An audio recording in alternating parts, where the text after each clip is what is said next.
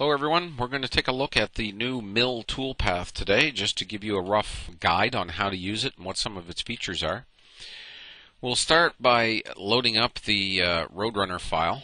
This toolpath, by the way, is in version 1.71 onwards. As you can see, when you load the file, there's a few differences from the old toolpath. First of all, your crosshairs, these purple colors here, originate at the tool and show the position that you're in. You'll notice something as I jog my x-axis back and forth here. When the x-axis goes off of the job size, the line turns red on the job to let you know that the cursor is far away in that direction. So, for example, if I jog the X and Y off screen, you don't have a crosshair anymore, but you do know by looking at these two red lines that the crosshair is down this way and over this way. You could, of course, hold down your Shift key and zoom out and see where the crosshairs are if you were curious. Double-clicking the screen will take you to a top-down view as before, and you'll notice on the top-down view when I rotate it, there is a transparent piece of glass on the bottom which makes it easier to tell that you're looking at the bottom as opposed to the top. Another notable feature is that we have a tool right here. This is an iconized tool. It is not meant to really represent any particular tool, but if I zoom in, you can see it is really a transparent, sort of a small tornado in transparent color, so you can see your tool paths behind it. This tornado can be followed if we click the job follow mode.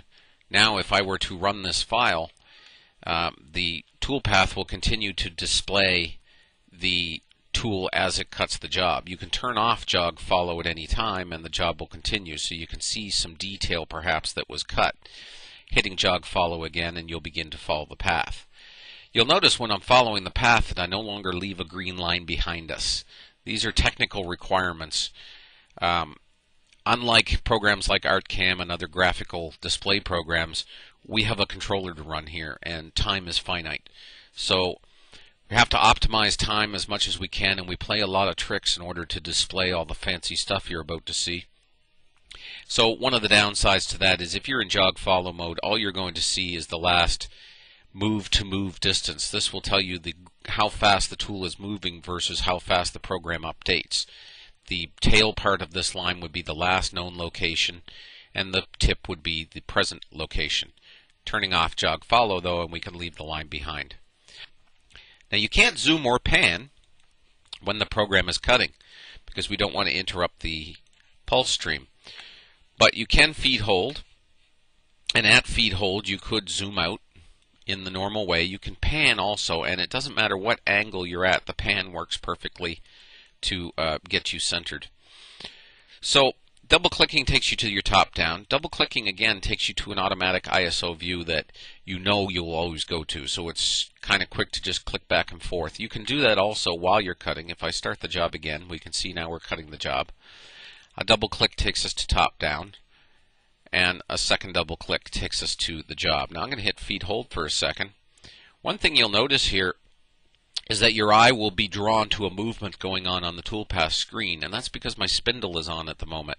And as you can see, the spindle is rotating very slowly. It's actually going at 1/8 speed. If I was to bump my spindle speed now to my maximum pulley speed, you can now see that the spindle is rotating and shows us graphically, even if we're in a top-down view, it's always obvious to you that your spindle is turned on. If I turn off my spindle, you'll see it comes to a stop.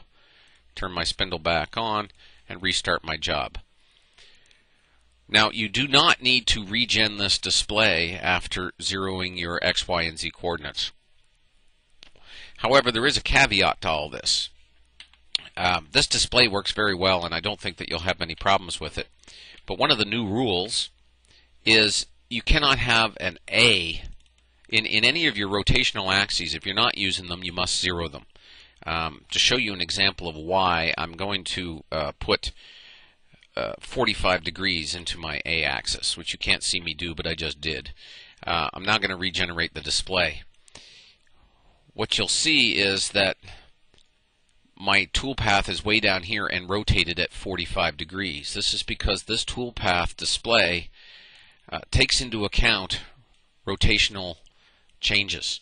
So make sure when using this version onward, if you want a proper display, that you zero your rotational axes before you load your job or afterwards and then regen. You'll have to regen if you reload a program and your rotational axis is not zeroed.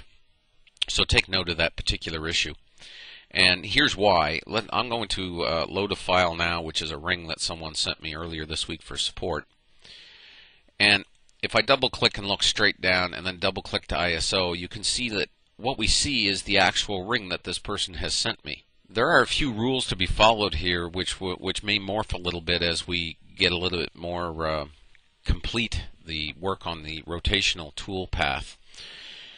At the moment, for example, you'll notice if I look at this side on that my tool is not pointing to the top of my rotational axis. One of the things to take note of when using a rotational display, you'll notice the display pretty much automatically came on.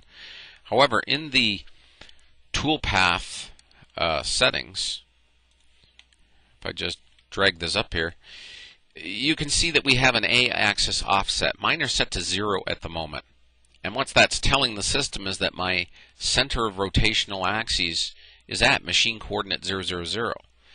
This means the display is going to match up my current machine tool position with that axis. So you should enter numbers in here which are proper for your rotational table. That will make sure that the display lines up with what you have selected. Now, a couple things you'll notice about this display. If I start to jog my A-axis, you can see the display itself rotates. This is because you're meant to see on this screen exactly pretty much what you see on your table, the A-axis rotation rotating as the job gets cut. This is a ring, as I said, that somebody sent me earlier. I'll show you it running. I'll just hit cycle start here before we do anything else. You can see the spindle turns on. It rotates to 0, the tool goes to the top, goes down, and starts to cut the ring.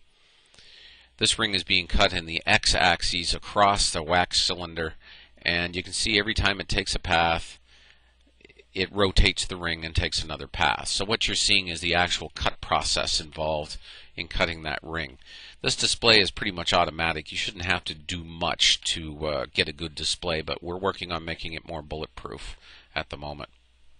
So I'm going to load a different file now, one which is a test file written by Brian to test the system. This is a test that was written just to test the rotational. You can see that it's a rotational job with some features in it. And if we look at it top down, you can see it's actually, from a top view, quite a convoluted path. And this is meant to be solely for testing, so expect it to look a little strange. I'm going to rewind the file. Now what you can see as it cuts, first thing, we're rotating to 0 to start at the yellow dot, which is our start point. And we begin to cut. Now you'll notice that the axis is cutting in the A, the X, the Y, and the Z all at the same time here. What you may not be able to see real close,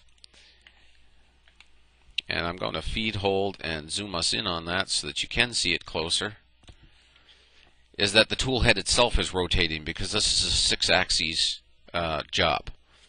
So the tool head itself is rotating to the appropriate vector to show you which way the tool would be approaching. This doesn't mean we do 6-axis toolpath compensation, by the way. This is just in preparation for it at some point down the road. Here you can see we cut a circle and tilt the tool as we cut the circle. And now we cut the rest of the way around the object.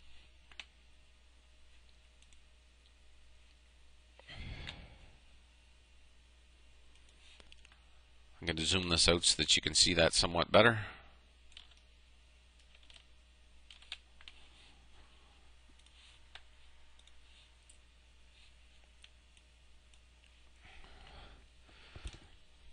And all this particular job does is repeat. It gets to the start point and it rotates back to an A of 0 and starts to cut the job again. But the reason for this test file is just to show you that you can do various features and so on the A-axis, and you will see a recognizable display and something that you would expect it to cut.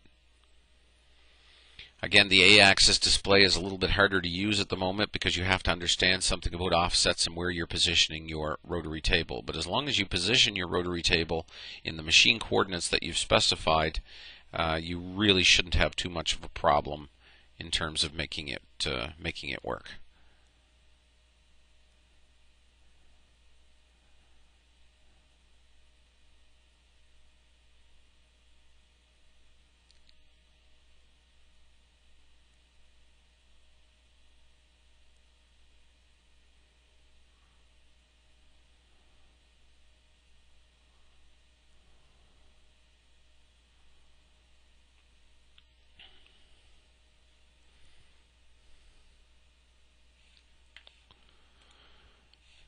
And remember, it's important to zero your rotational axes if you're going to load another job. And we'll load the Roadrunner file again here. And the Roadrunner file loads up and is ready to go.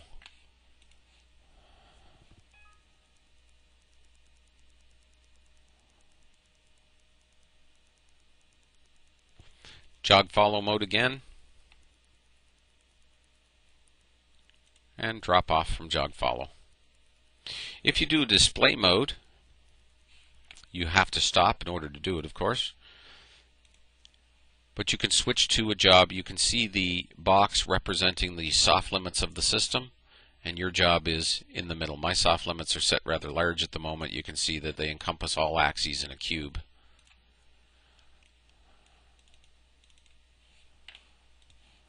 And that's it. I just wanted to give you a brief tour of the Toolpath so you'd be aware of how it works and what the various things on it mean.